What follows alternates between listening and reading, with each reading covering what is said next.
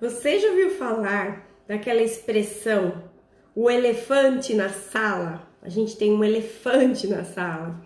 Pois é disso que nós vamos falar hoje. Nós vamos falar sobre a retomada das aulas. Por onde a gente começa? Quais são os desafios aí para esse retorno às aulas presenciais? E eu pensei nessa conversa para a gente começar a refletir e ir aí, amadurecendo esse tema, porque ele é inevitável, né? Não penso e não concordo com essa retomada nesse momento. Eu acho que ainda é cedo e eu acho que a gente precisa tomar muito cuidado, mas a gente vê aí muitas escolas voltando gradualmente e uma pressão muito grande, principalmente por parte das escolas particulares para essa volta e também a pressão dos pais que precisam trabalhar, enfim. É um elefante na sala, não é? Boa noite para todo mundo que chegou. Aqui é a Denise, eu estou em Americana. Escreve aqui para mim onde você tá, de onde você está me vendo. Vamos conversar. Eu vou ficar aqui de olho nas mensagens e a gente vai trocando essas ideias, tá bom? Então, vamos lá. O principal motivo dessa conversa que eu pensei é que a boa educação, a educação de qualidade, exige o quê? Planejamento, supervisão e monitoramento. Quem é professor de qualidade aqui sabe do que eu tô falando. A gente precisa se organizar, estar assim, observando tudo que está acontecendo. E a gente não pode ficar aqui como lá no início da pandemia, a gente foi pego de surpresa, não foi? Quem aqui foi pego de surpresa? Escreve para mim aqui. Como foi assim? Você estava lá dando aula numa semana, na outra falaram, não, agora você vai ter que dar aula remota, você vai ter que fazer aula online, e aí as pessoas, a maioria, não conhecia nada sobre informática, foi um desastre. Superamos, ficamos muito tristes, trabalhamos muito, foram meses intermináveis aí que a gente passou, né? Com muita angústia, com muitas lágrimas, com muita saudade, com muito sofrimento, com muito trabalho. Mas é importante que a gente comece agora, a gente tem tempo, é diferente de quando começou. Agora a gente já pode ficar mais preparados, entende? E é isso que eu queria conversar com você. Não precisa ficar assustada, Joelma. Você ficou assustada no início, entendi. Mas realmente, a gente agora, os bons profissionais já estão se preparando ou começando a pensar. Como você vai fazer, né? Não importa a data, a gente tem que se organizar agora, tá? Então, eu não sei se eu vou voltar em outubro, se eu vou voltar em 2021, se vai ser a mesma turma que estava comigo, se nós vamos pegar turma diferente. Então, assim, tem algumas determinações aí do governo, já é lei, né? Que o ano vai ser encerrado e vai abrir 2021, começar de novo uma nova série. Pelo jeito, vão avançar, pelo que eu tenho lido, tá? Se alguém que tiver alguma ideia ou algum conhecimento que eu não tenho, ajuda aqui, vai falando que eu tô lendo tudo aqui, né? Então, que nem a Edna falou aqui, foi tudo uma loucura, uma correria, porque do nada a gente teve que se virar nos 30 aí e sair dando aula online, né? Então, agora não. Agora, essa retomada vai acontecer. Para várias cidades que eu conversei com várias pessoas, não vão voltar em 2021. Eu, na minha opinião, acho que deveria ser assim para todos. Só que existe a política, né? Existe o problema das escolas particulares. A gente não pode falar que não tem problema, porque eu fui professora há muitos anos de escola particular e é difícil você conseguir coordenar todas as variáveis. Muitas crianças saíram, muitos pais tiraram a criança da escola particular. Então, assim, muitos empregos, a gente precisa defender esses empregos também. Mas continuamos a organizar à distância as aulas. A minha sugestão é que os professores, você que está aqui comigo agora, e as escolas, os coordenadores, comecem a direcionar as ações necessárias para essa retomada. Então, quais seriam esses passos para a retomada? Eu não vou ficar entrando no mérito da questão dos protocolos sanitários, porque isso aí, gente, a gente já sabe, né? Olha, eu fui no shopping Iguatemi aqui, perto da minha cidade. Cheguei lá, tinha todo um protocolo para entrar no shopping. Então, entrava, tinha os tapetes, tem, né, os tapetes sanitizantes. Então, tem lá água sanitária no tapete, você passa o pé, você passa no outro tapete para secar o pé, depois você passa, tem uma máquina que ela já, não chega assim, que nem aquelas pistolinhas, eles vão e eles medem a temperatura só você passando na frente de uma câmera. Quem aqui foi no shopping já, agora nessa volta, já participou aí de alguma aventura como essa? Eu tive que ir porque eu tinha problemas a resolver lá, então não tinha como evitar. Mas enfim, quando eu entrei no shopping, eu me senti assim, falei, uau, se todas as escolas fizessem que nem o shopping tá fazendo, aí o guarda espirra na sua mão o álcool gel, não é para você apertar lá.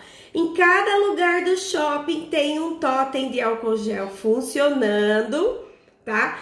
E é assim, eu fui em 2 shopping, porque eu tinha coisas para resolver, então eu tive que ir nos 2 esse protocolo sanitário. Então, o que eu quero falar com vocês é assim, primeiro é o sonho de toda professora de ter a escola ideal, né? Se todas as escolas, né? Mas a gente sabe que tem escolas que não tem nem merenda para os alunos, né? Se a gente for entrar no mérito das escolas estaduais, quem aqui é de escola estadual, conta pra gente. Se você é professor de escola estadual e se você é professor que tem trabalho infantil ou fundamental. Conta aqui pra gente saber quem é quem, o que vocês fazem, né? Pra gente ir todo mundo um ajudando o outro, porque essa é a ideia aqui, tá bom? Então, olha só, quais seriam os passos para uma retomada presencial de aula? A partir de hoje, aqui na minha região, as escolas estão autorizadas a funcionar com poucas crianças para reforço, né? Aquelas crianças que estão precisando de reforço, de acompanhamento. Então, as escolas já estão autorizadas a chamar. Mas não voltou a aula não. E eu vou ser bem sincera, a minha neta não vai para a escola esse ano, né? E esse é um outro problema que eu quero falar daqui a pouquinho sobre esse tal do ensino híbrido, que ninguém tá prestando atenção, mas eu tô. E eu, como professora, quem tem o pé lá na sala de aula sabe como vai ser difícil, muito mais difícil do que agora. Calma aí que a gente chega lá. Mas olha só, tem muita gente da educação infantil, olha, tem uma aqui, a Isalena, ela é fundamental e infantil, uau, duas classes, 2 idades. Bom, vamos falar dos passos. Primeiro, a primeira coisa, como eu disse, vamos esquecer os protocolos sanitários. Vamos falar do protocolo pedagógico, tá? Que pouca gente... Eu fiz pesquisa hoje na internet, tem pouquíssimo material sobre isso. Gente, a gente tá parado nisso, não pode. Anota aí o que eu vou falar. Vou falar bem devagar, para você anotar, para você fazer o seu plano. E também eu recomendo que vocês não fiquem esperando a escola. Professores, vocês já têm que pensar nisso. Vamos lá. Primeira coisa, organizar a avaliação diagnóstica dos alunos. Seja a idade que for, você tem que ter um plano, você já pode pesquisar.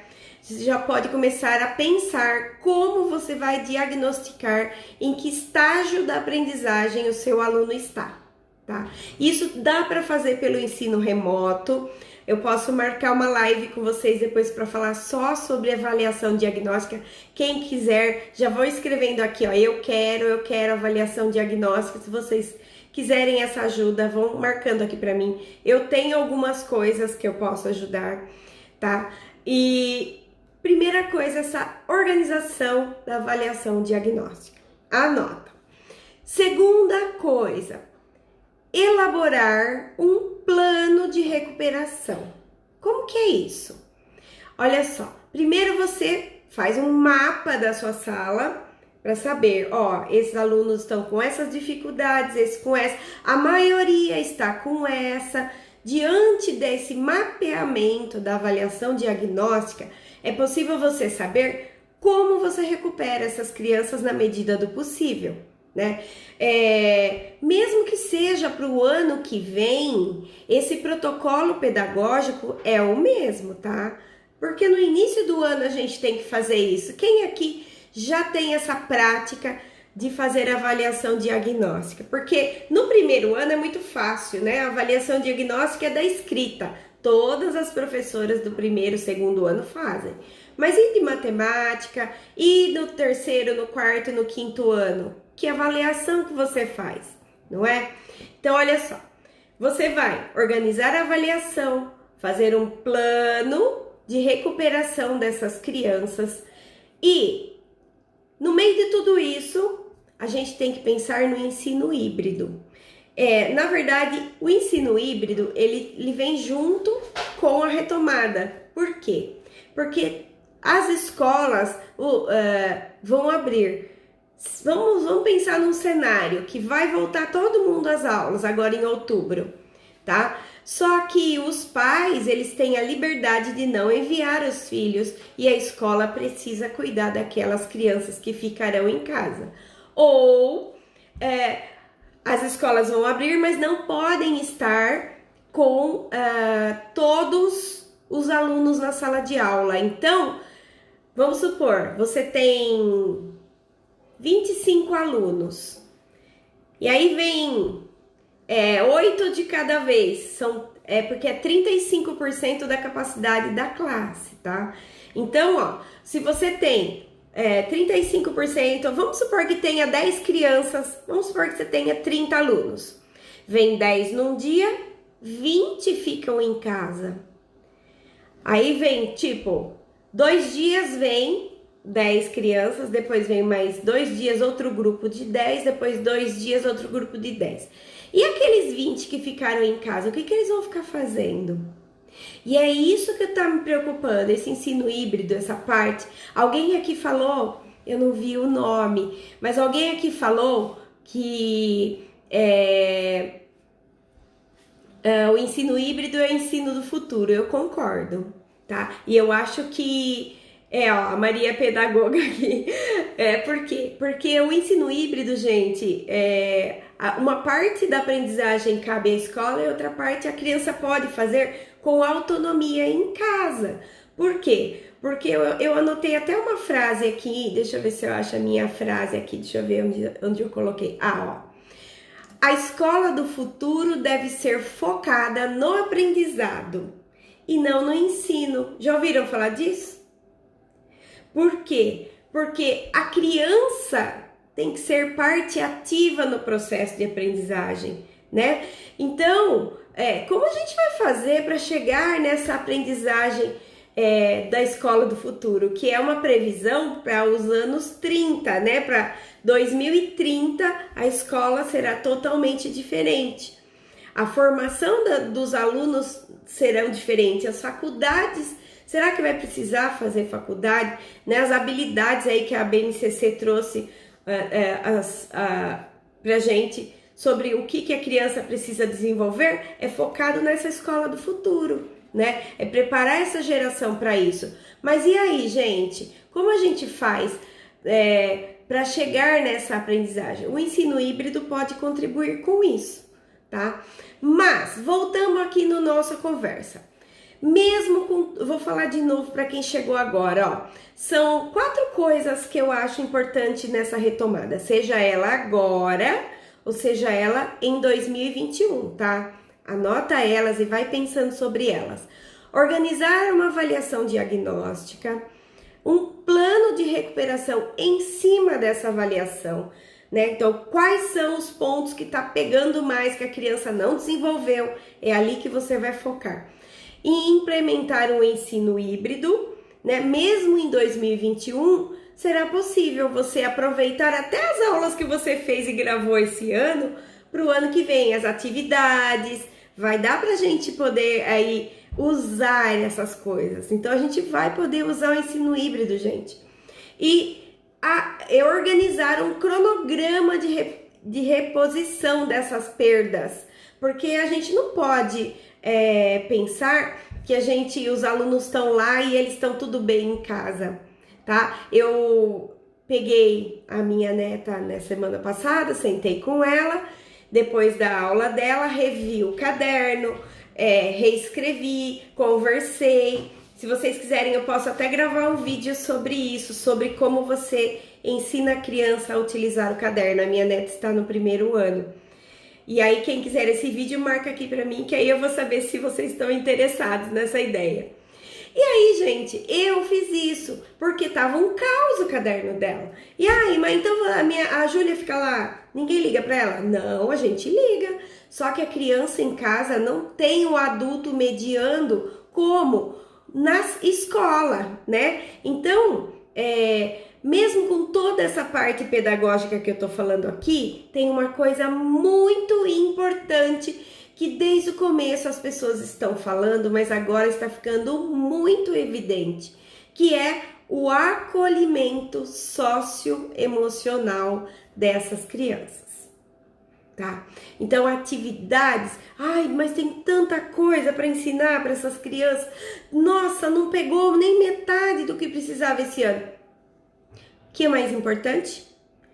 Organização por prioridades, tá? E eu vou falar sobre isso também em uma outra oportunidade. Eu tô estudando muito essa questão do que é importante realmente a gente fazer, o destaque do dia, o destaque da semana que a gente tem que fazer aí diante de tudo que a gente tem na escola. São muitas perdas, tá?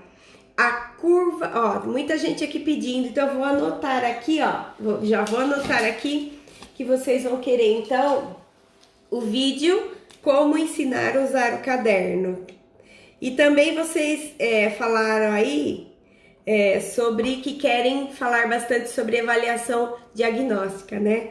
Então, eu vou marcar aqui também, tá bom? Já tô aqui, escrevendo para eu não esquecer.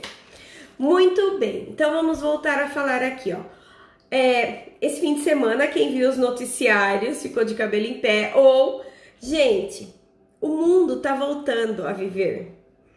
Mas se a gente seguir o protocolo de segurança, né? E aquelas pessoas que não ficaram em casa, tiveram que trabalhar, não é? Elas tiveram que enfrentar. No caso da educação é um pouco mais complicado. Eu tava lendo uma reportagem de um sindicato das escolas falando a escola nunca vai voltar, não dá para não voltar. É verdade, não dá para não voltar. Mas qual é o emprego que a pessoa precisa conviver com criança? Se a criança cai no chão, você não vai pegar? Se a criança escorre o narizinho, espirra e suja, você não vai fazer nada? Se a criança tá lá com dor de cabeça ou alguma coisa, sei lá, você não vai fazer nada? Né? É claro que as escolas têm que cuidar a questão da temperatura, as famílias não podem enviar as crianças. Gente, nós vamos precisar demais dos pais. Eu vou gravar uma live só falando sobre o que os pais, o que os pais precisam fazer para ajudar as escolas nessa retomada, seja esse ano, seja o ano que vem. Gente, fique bem claro, eu não sou a favor que volte às aulas agora, eu sou contra. Mas existem uma série de fatores e aí, tá? Eu quero deixar isso bem claro. Por isso que eu falei que é um elefante na sala. Mas voltando, a curva de contágio ela tá baixando e muitas instituições de ensino já estão prontas esperando o retorno. Outras não. Nem carteira às vezes não tem na escola pública, né? Nós não temos uma data, mas nós temos a certeza que quando a gente voltar, a gente precisa estar pronto. Então, pessoal, está na hora de professores e escolas se reinventarem de novo. Só que dessa vez não vai ser aquela loucura. A gente vai poder ter tempo, tá? E é preciso lembrar de mais uma coisa. Cada escola, cada cidade sofreu um impacto diferente.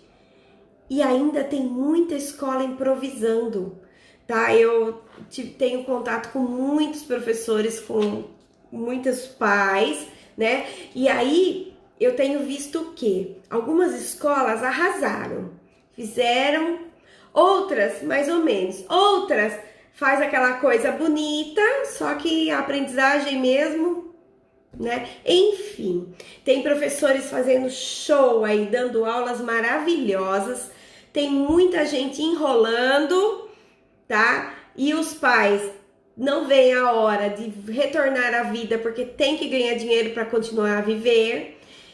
Tem a questão financeira também das famílias, né? Então, gente, é muita coisa para a gente pensar, né?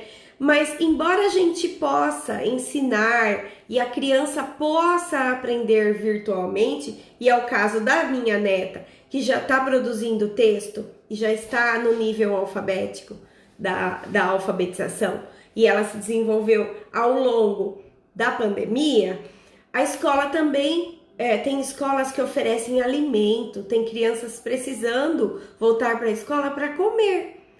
Tem alguma professora que vive essa realidade, né? Olha só, Greco Nati, o ensino híbrido vai ser realidade daqui a alguns dias.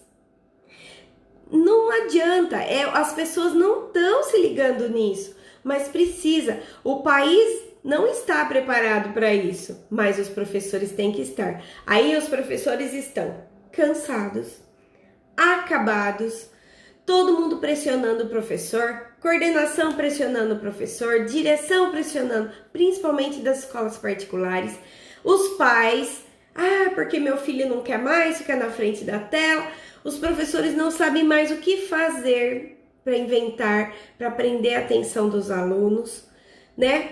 Mas como é que vai fazer se ainda não temos uma vacina, tá?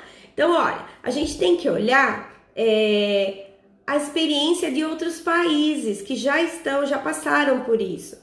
Então, olha só, o emocional do professor, Nanda, tá terrível. Eu também, gente, todo mundo tá? Não é só o professor, é que o professor foi uma das profissões mais pressionadas nessa pandemia, tá? Então, gente, a experiência de países como a China, Coreia do Sul, Finlândia, Inglaterra, a gente fica falando em primeiro mundo, né?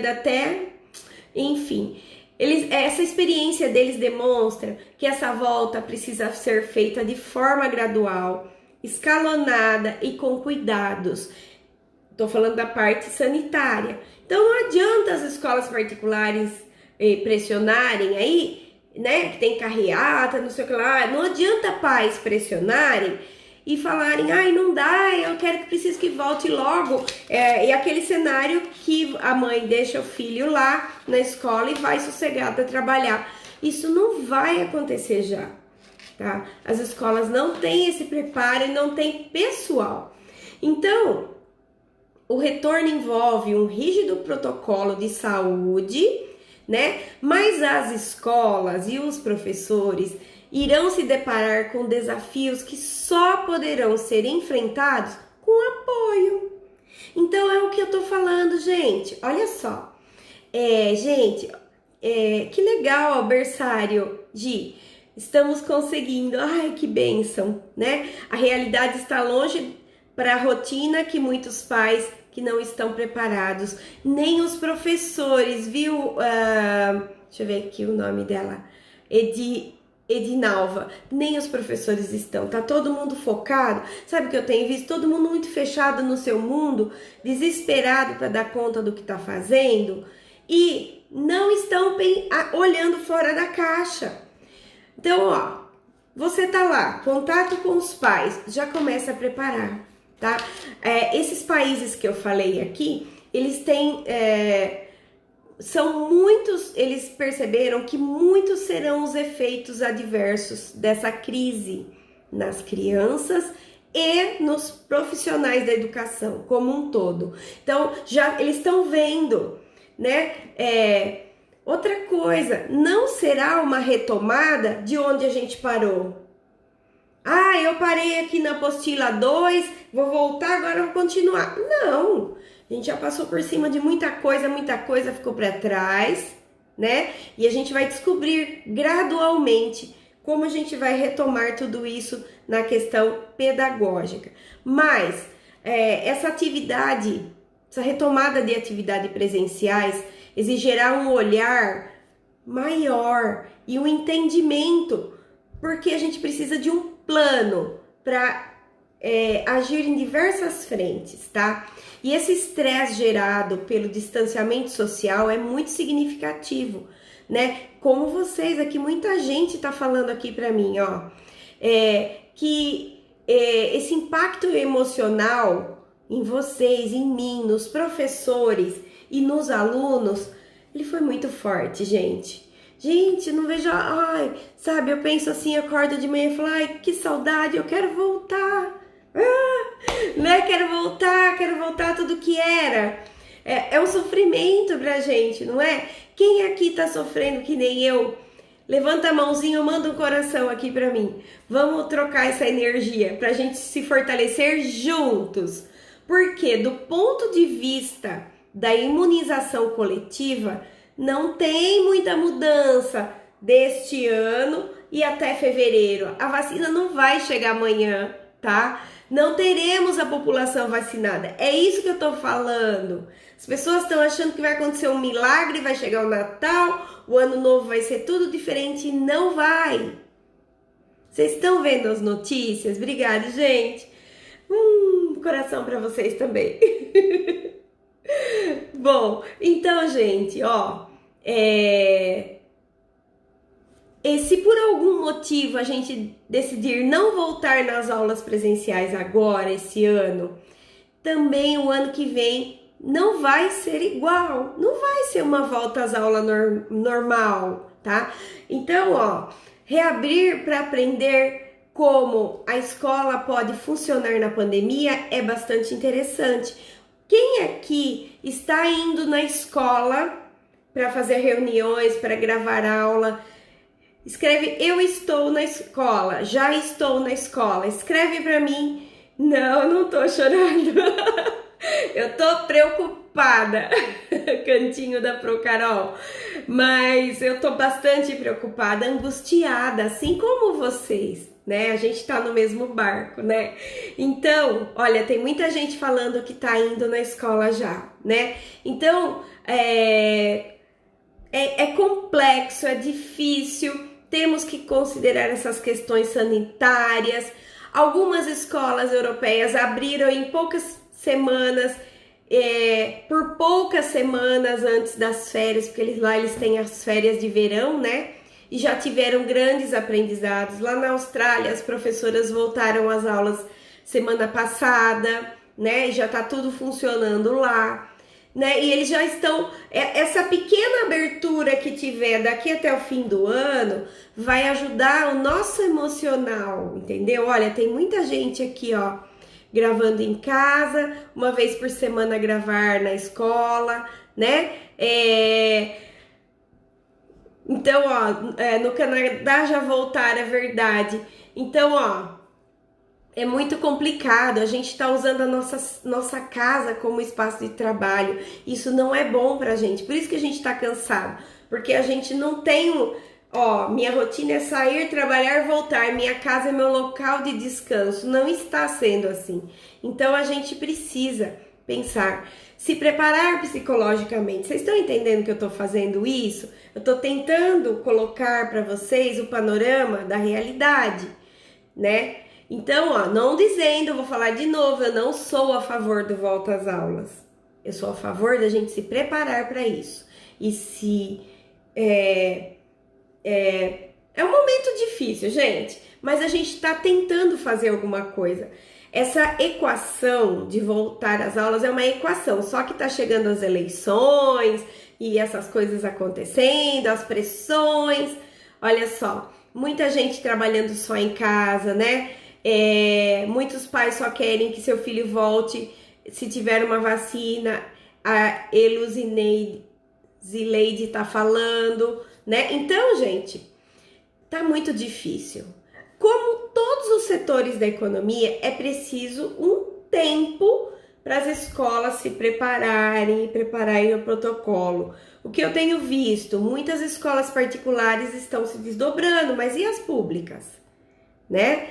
E aí, ó, tem muitas escolas que já fizeram o quê?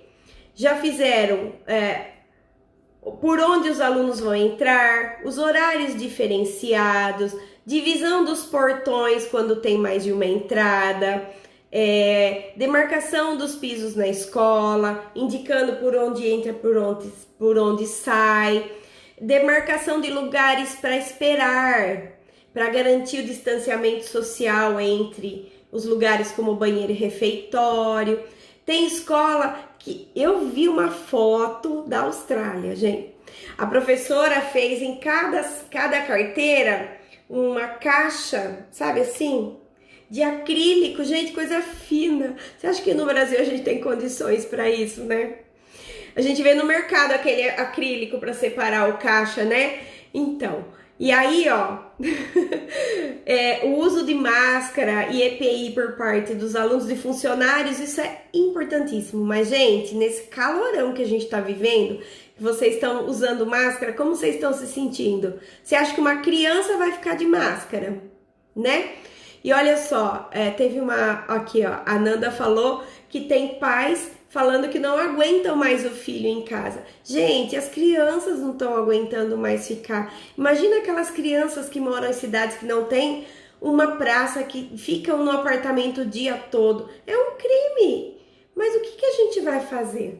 Os pais não estão dando conta, mas agora olha só.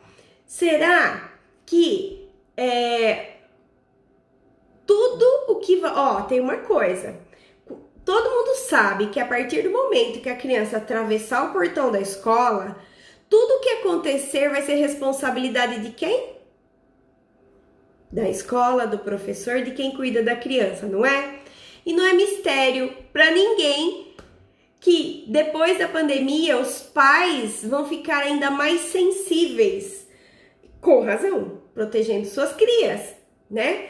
Gente, vocês têm que preparar os pais dos seus alunos, vocês têm que começar a conversar agora, tá? Então, a nossa responsabilidade não é só dar a aula, a gente sabe tudo. Quem aqui é professor com o pé no chão da escola sabe, uma criança cai, se machuca, vira um rolo, né? Então, os gestores têm que preparar o ambiente, seguindo as medidas de saneamento, tá? Mas tem que ter tudo organizado e o pessoal treinado. Não adianta os funcionários não saber o que fazer, tá? Então, olha só, protocolos pedagógicos. A gente tem que preparar para o retorno pós-pandemia, seja ele agora, seja ele depois. E o professor, sabe o que ele vai ter que ser? O professor vai ter que ser como um médico. Em vários sentidos. Então, olha só, algumas perguntas para vocês pensarem. Como fica esse ano letivo 2020? Eu li que o Conselho Nacional de Educação, o CNE, já flexibilizou o conteúdo programático e falando o quê? Que o que não foi aprendido agora em 2020 vai poder ficar para 2021. Então, se você for uma professora de quarto ano, em 2021, quinto ano, se prepara. Se você for uma professora de primeiro ano, até que dá, porque o primeiro ano as crianças a gente vai fazendo as inteiras, mas é o quarto, o quinto, o sexto que vai estourar o negócio, né? Então, como a gente garante que os alunos aprendam o suficiente? Porque se dentro da sala de aula normal, cada aluno é um, não tem o desempenho igual, uns levam mais tempo para assimilar, outros não. Isso também acontece no ensino não presencial, não é? Você explica? Então, essa é a pergunta. Com essa história de aula à distância, essa disparidade com certeza está ainda maior. Tem pais que não se comprometem nem em deixar a criança aparecer na aula presencial ou assistir o vídeo. É ou não é? E eu não acredito que esse ano está perdido, Vivi. Mas a gente aprendeu muito. Olha, eu tenho dentro da minha casa um exemplo. Só que a gente sabe que tem uma coisa que se chama, que o Piaget chama de processo de maturação.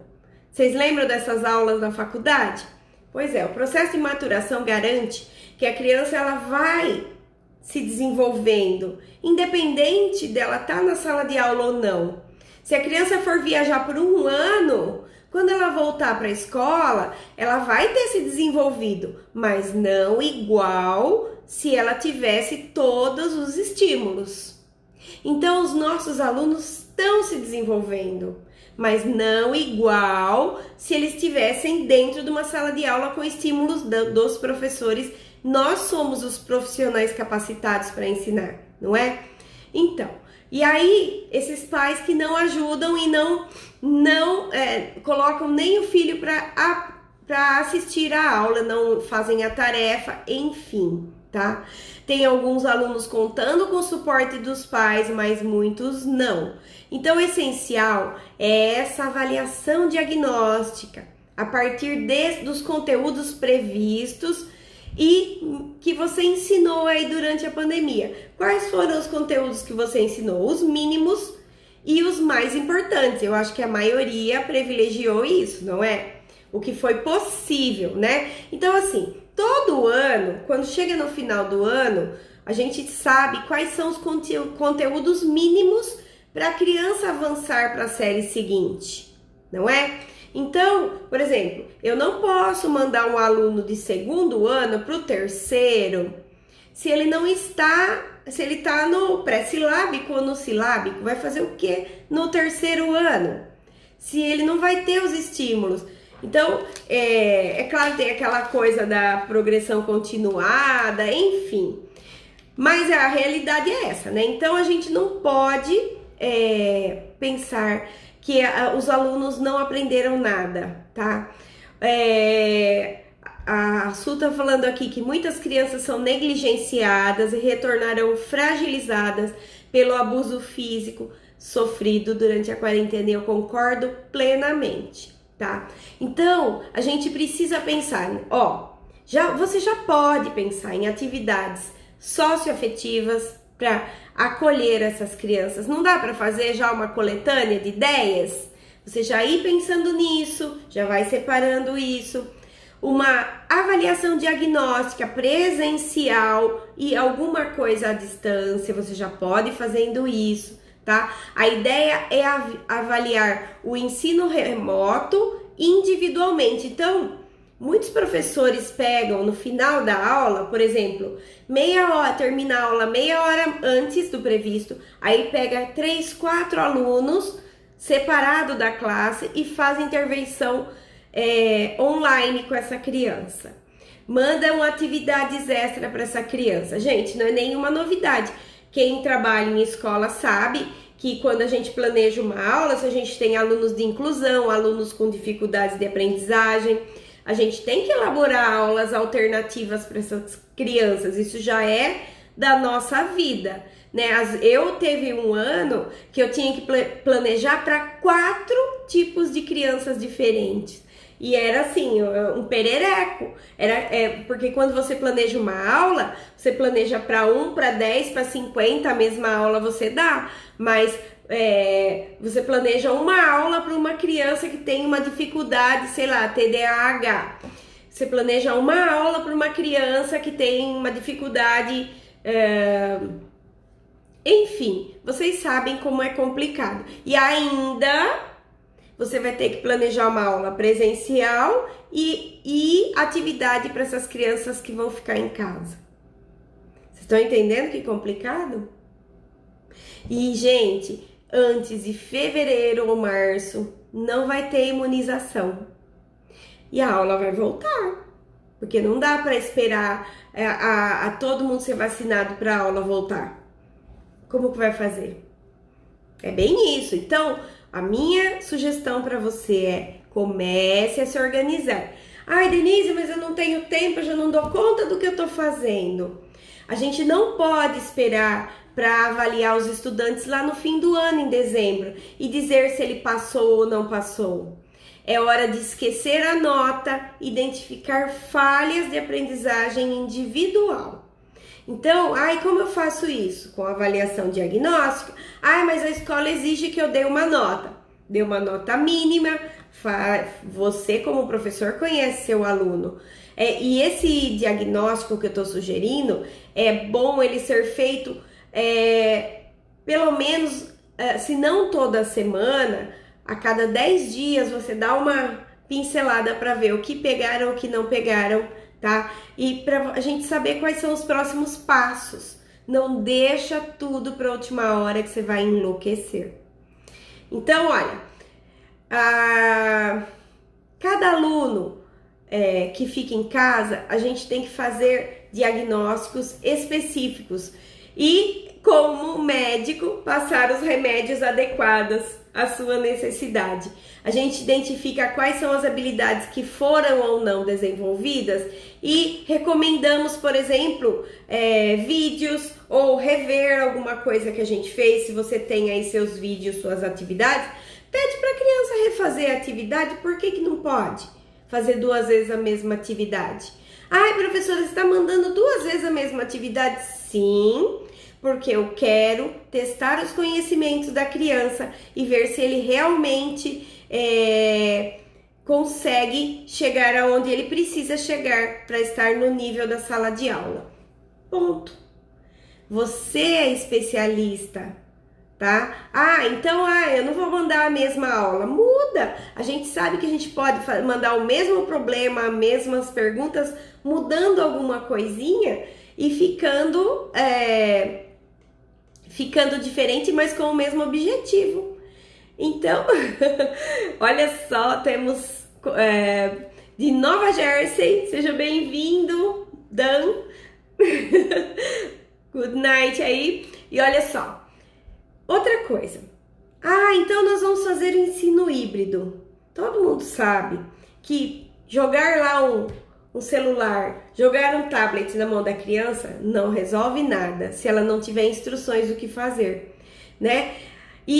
Então a gente tem que pensar como vai ser essas aulas à distância para quem tá lá e quem tá aqui, o que vai fazer, tá?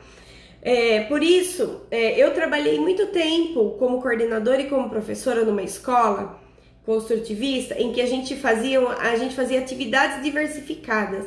Então, enquanto uma turma fazia matemática, a outra fazia português, a outra fazia uma atividade de história, a outra fazia uma coisa de ciências, tudo ao mesmo tempo na sala. Então, era um sistema de rodízio, igual nos cantinhos da educação infantil, bem parecido com isso, né? Então, a minha sugestão para você é isso. Nas aulas presenciais, você dá lá uma atividade de português que precisa dar atenção. Para a turma que está em casa, você manda uma atividade de matemática. Aí, roda. Aquelas crianças que estavam em casa fazendo matemática, vão para a sala de aula, você corrige com elas a atividade de matemática e dá o português. Aí aquela turma que está em casa faz matemática. O ensino híbrido é mais ou menos isso. Então, essa é a minha sugestão para você trabalhar e não enlouquecer, né? Mas olha só, vou repetir aqui para vocês a minha sugestão de como vocês podem se preparar. Então, a primeira coisa, organizar avaliações diagnósticas, tá? Não deixa juntar um monte de conteúdo para você avaliar. E lá para o final do ano fazer uma avaliação do ano em que você exige da criança todos os conhecimentos necessários para avançar de fase, né? Para você saber onde está a sua criança e como você vai entregar. Você já pensou? Olha só esse cenário, que top! Você ser uma professora que quando você receber os alunos o ano que vem, a professora anterior fez um relatório e te deu um mapa de todas as habilidades que o aluno conseguiu avançar e não? Que chique, né? Já pensou? Todo mundo vai falar, uau, olha essa professora arrasando. Nem é tão difícil fazer isso, gente. Então, olha lá, organizar a avaliação diagnóstica, depois elaborar um plano de recuperação, tá? E depois fazer um cronograma de como vai dar para recuperar tudo isso e pensar na gestão do ensino híbrido. São as 4 coisas que você precisa se preparar. E quando você vai pensar no plano de recuperação, você vai envolver a família, você já vai avisar a família. Família, vocês estão ajudando a criança a usar máscara, vocês estão conversando com a criança. Eu vou gravar um vídeo só sobre isso. Eu vou marcar aqui, ó, de orientações aos pais. Do que os pais podem fazer para ajudar a criança na volta às aulas aí, seja esse ano, seja o ano que vem.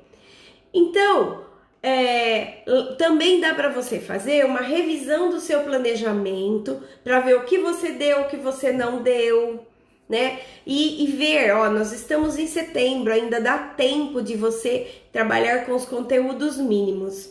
Então, olha só. Nanda, essa live vai ficar gravada no YouTube. Eu vou deixar por 24 horas aqui no Instagram. Depois ela vai lá pro YouTube, tá? Mas ela vai ficar gravada. Então, gente, você tem tempo para se organizar. Não deixa pra última hora. Separa, ó. Ai, Denise, eu não tô tendo tempo. Fala, ó, de tal hora a tal hora, em meia hora, eu vou pensar só nessas 4 coisas, fazer o meu planejamento pro ano que vem, para esse ano, para retomada, seja ela qual for. Se você for ficar com a mesma turma, se você for pegar outra turma o ano que vem, não importa. A estratégia é a mesma, tá? Então, olha, a minha professora tá aqui. Oi, Mi! A minha professora a minha personal. Hoje a aula foi feia o negócio lá, mas ó, tá valendo. Pessoal, quem está gostando, se o que eu estou falando aqui pra vocês está fazendo sentido, escreve aqui pra mim. Estou achando legal, está servindo pra mim, gostei das ideias. Escreve aqui pra mim, escreve aqui pra mim. Me conta, porque parece que eu tô falando e vocês estão meio assim, ó. Opa! Nossa, é um elefante dentro da sala. Esse assunto é um elefante dentro da sala. Então eu preciso saber se vocês estão gostando, se vocês estão gostando de pensar sobre isso, se está sendo útil para vocês, tá? Então olha só, que mais que eu posso fazer? Ó, estratégias para reposição, tá? Você tem que pensar como será feita essa reposição, em que espaço físico da escola vai garantir esse trabalho e vai ter distanciamento do aluno. Tem muitas escolas que não tem muito espaço físico, tá? Quais atividades poderão ser feitas no contraturno? Tipo, a criança tá aqui agora comigo, qual atividade eu vou poder mandar para casa e a criança que tá comigo, o que ela vai ficar fazendo, né? Se a gente pode enviar atividades para o fim de semana, você precisa pensar em como preparar a família para te ajudar a assumir essas responsabilidades, porque como eu disse lá no início, nós não vamos conseguir sozinhos. Professor, você não vai conseguir sozinho. Agora é hora de semear pra gente colher no final do ano. É setembro ainda, dá tempo, tá? Então, olha só. Monte um plano de comunicação com as famílias. As famílias têm que saber de tudo o que acontece, de tudo como vai ser. Os pais têm que ser informados de tudo. Como que você vai fazer para fazer esse plano de uma hora para outra? Separa um pouquinho de cada vez, um pouquinho por dia, tá?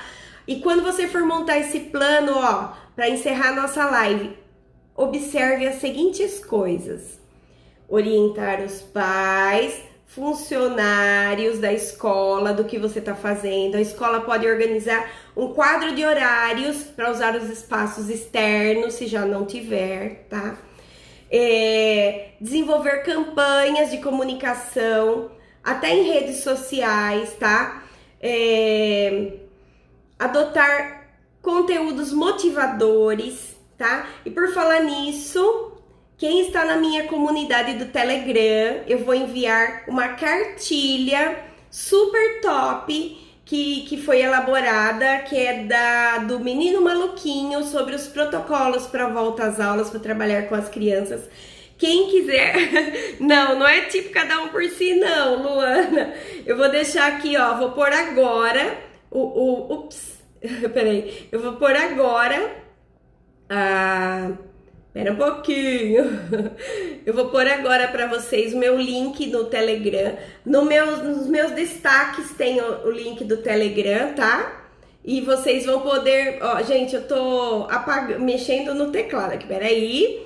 Eu vou colocar aqui, porque eu vou colocar só lá no Telegram essa cartilha. Porque lá no Telegram eu coloco conteúdos exclusivos que eu não consigo colocar em outros lugares.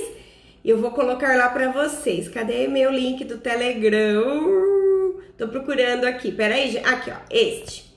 Ó. Esse link. Copia ele aí ou vai lá nos meus destaques e entra no meu Telegram. Eu vou deixar 2 cartilhas lá com protocolos já para trabalhar com as crianças. Já dá para começar agora nas aulas remotas, aí nas aulas online, para você começar a conscientizar e motivar todos os seus alunos para o enfrentamento da crise. E eu vou, para terminar a nossa conversa hoje, eu quero falar a frase que eu falei lá no começo. A escola do futuro vai estar focada no aprendizado e não no ensino. Ficar preenchendo folhinha não vai ser assim no futuro. Daqui 10 anos a gente vai ter outra conversa. E para isso... o aluno ele precisa começar a ser parte ativa no processo de aprendizagem. E nada mais ativo do que você envolver os seus alunos nessa conversa, nesse plano de ação. Envolver a família que está desesperada para mandar as crianças para escolas. Como vai ser? Em vez de ser pressão, envolve eles. Pede para eles pesquisarem quais são os protocolos mais importantes, o que na opinião dele não pode faltar nessa retomada, nesse ano, no ano que vem. Já começa a falar sobre isso, tá? E para encerrar, eu tenho uma novidade para contar para vocês. Tem coordenadora aqui? Quem é coordenadora, levanta a mão, ou diretora, ou alguém aí ligado à coordenação. Olha a novidade que vai entrar amanhã. Ó, que vai entrar amanhã na minha loja. Eu não tô falando de protocolo, de organização. As coordenadoras, eu recebi muitas ideias, muitas pessoas pedindo para mim ideias de como organizar o trabalho de coordenação. Então, eu fiz uma folha que chama Controle de Supervisão da Coordenação, onde a professora, a coordenação, vai ter aqui uma lista, ó, com tudo o que ela precisa para ajudar os professores. A ideia é que a coordenação seja o ponto de apoio entre a família e os professores. E aí, com a organização da coordenadora, tudo pode acontecer de bom. Para quem não sabe, eu trabalhei na coordenação por 4 ou 5 anos numa escola construtivista. E eu sei o quanto os professores precisam contar com o apoio de um coordenador. Porque quando você está... Foi assim, dá tempo de eu contar. Quando eu estava como professora, eu tinha uma visão da escola. Quando eu estava na coordenação, eu tinha uma visão diferente, mais ampla. Então entendam, professores, os coordenadores, eles veem coisas que os professores não vê, mas os professores veem coisas que a coordenação não vê. Então tem que ter essa união e essa sincronia. Espero ter ajudado, espero que vocês tenham gostado. Momento print, quem quiser postar depois, ó.